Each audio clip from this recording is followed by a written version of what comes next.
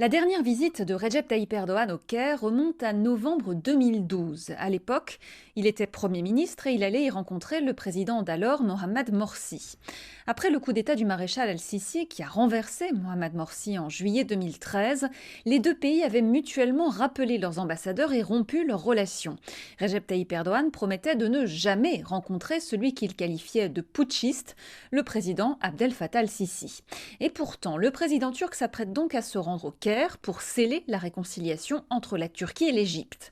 Selon Mithat Çelikpala, professeur de relations internationales à l'université Kadir Has d'Istanbul, si ce revirement diplomatique peut étonner, il n'en est rien quand on connaît l'approche très pragmatique des relations internationales du chef de l'État turc.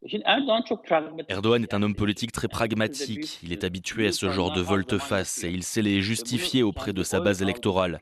Cela ne pose aucun problème à Erdogan. Il est toujours capable de dire: j'ai agi ainsi autrefois, les conditions ont changé, je change de politique au nom des intérêts de la Turquie.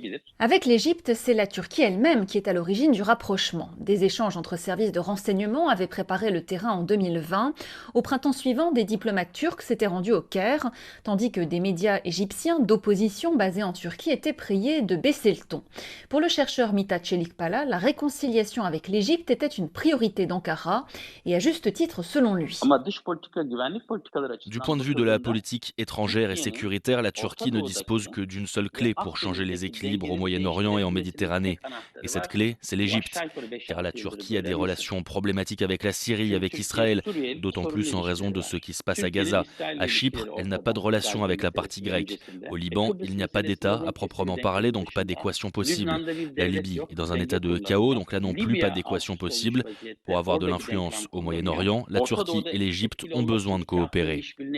Il y a quelques jours, le ministre turc des Affaires étrangères, Hakan Fidan, affirmait ainsi que la Turquie devait avoir, je cite, des relations sérieuses avec l'Égypte pour la sécurité en Méditerranée. Selon Mithat Çelikpala, la réconciliation entre Ankara et le Caire est accueillie positivement dans les capitales occidentales.